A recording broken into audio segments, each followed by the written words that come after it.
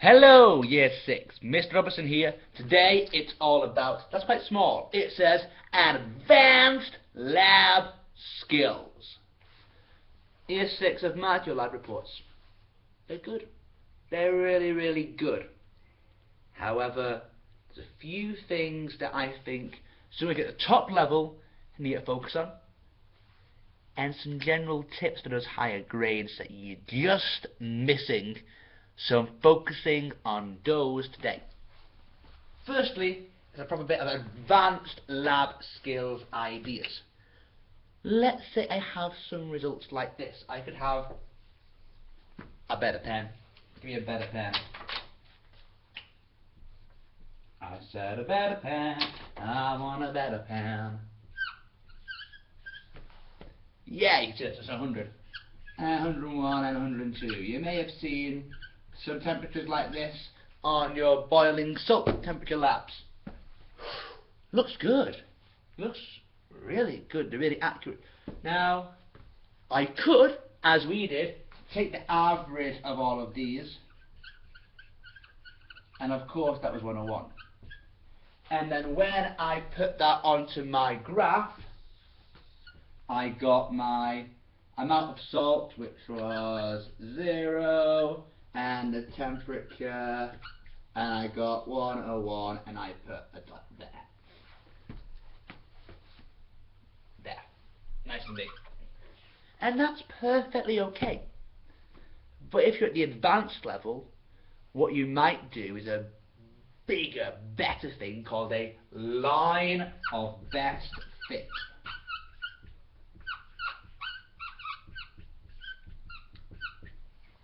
A line of best fit.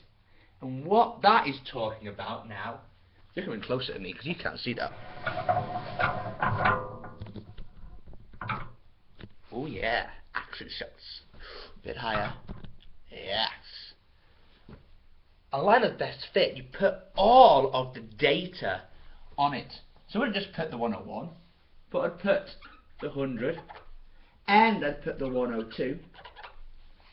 And maybe for one spatula of salt, I could have had, let's put some numbers in here, let's put 103, let's put 98, and let's put 103 again. Then I would have 103, and I would have here 103, and then I could have 98, so that's 99 here, 98, and then 1 right here. And then I could have my, another 103, so I need to put another dot there. I would probably put a 2 result marker on that, like so. And then if I had the ones for the 2 spatulas of salt, maybe I had 103 again, a 104, and a 102, I could put all of those on the graph. Have a look at this. So here, I've put all the results on the graph. And I've got one result here that's a bit weird. It's an anomaly. Maybe that's the one where something went wrong. So maybe that's the one I'm going to look again at. But overall, I can see a trend. Most of these results are going like this. So rather than try and draw a graph that goes up and down for everything, one of these things you've all drawn for me before, which is great, but not the world's best way of presenting it. We can try something a bit more brave. And I'm really close. This is really weird on your big screens. I could put a line of best fit, something roughly in between all of this here. So I might go for a line a little like that. And that would be a line of best fit. It's roughly in between all the points. That's exactly what I want from a line of best fit. And that might be a better visual way of showing the data, if you believe a trend exists. If you think it follows a pattern, try and do a line of best fit. It will make analysing your results even easier. And then, of course, we come on to the next part of the lab where you have to write the evaluation. That pen has gone. Have we got another one? Yes, I do. The evaluation.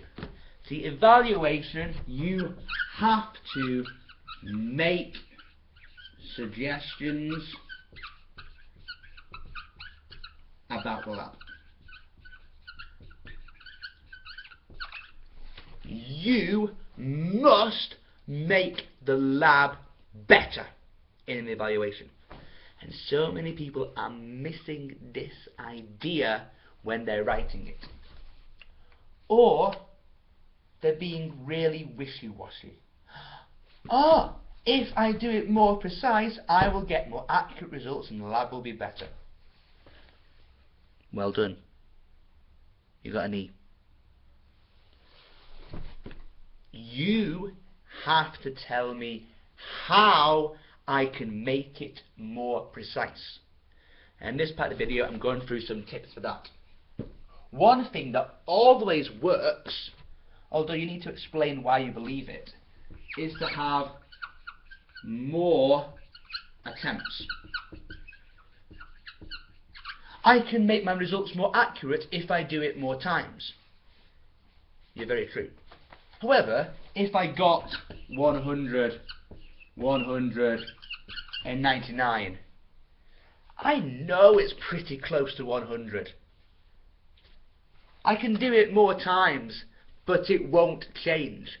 If your results are all over the place, if you're in the same experiment and you had 107, 97, 107, is the result 107? Or is it 103 or 104? Or is it much lower? Now I'm not sure. So now, because of my results, I want to do it again to make sure that I don't have a difference. I want to know if these results are true or not. Then I could say, do more attempts and develop why for your lab you need it. But also you always talk about your measurements. You're always telling me I could measure more accurately. I can use a spatula and I can get exactly the right amount of salt. But I told you that. So you have to tell me ways to make it better. In our lab, I said use a spatula. A spatula is a great way and a quick way of measuring the amount of something. Is it exact? No. What could I use to get an exact amount? We could maybe talk about using the scales, because the scales will tell me an exact weight of the salt. So maybe it's more accurate. Maybe not. Our scales only measure to the nearest gram, so they're not so good. But scales, maybe they help. Maybe that is a way to make it more precise, using a new piece of equipment. Or, if I'm measuring the amount of the water, for example, you all just put water into a beaker. Not very precise. Maybe something like a measuring cylinder, merclass, could be useful. If it's super small amounts of water, I'd use a pipette. You can maybe improve the method by suggesting another more accurate way to measure the liquid. Or to measure the temperature. Yes, our thermometers are great. And so many people said, oh, it's hard to measure exactly when the water was boiling. Oh, it's hard to keep the thermometer in the middle of the beaker.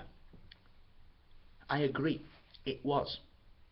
So what could you do to make it better? For this lab, I was thinking, maybe we could use something like a clamp that holds the thermometer in the same place. And that way, you're suggesting a new idea, and if you explain why the clamp in the same place is better than your hand, you get the A. That's the kind of skill we need. And it could work with other things too, not just temperature, but measuring the time. What is the most accurate way to measure time? It's different for every lab. But I need you to think about different ideas. Give me suggestions and then develop why it's better. If that sounds hard, what I always recommend students to do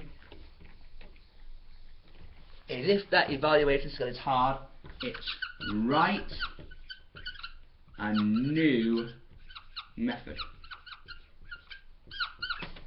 If you can write a new method for a lab and you include in that new method new ideas to do it more accurately, then you're working at the higher level. Then you are showing me you can make suggestions. Maybe that's easier. Definitely easier for me to see what your ideas are if I can see how different your method is. If your method is better, you are making suggestions, you are working at the A level. Advanced lab skills. Let's see more, Year 6. Good luck before Christmas holidays.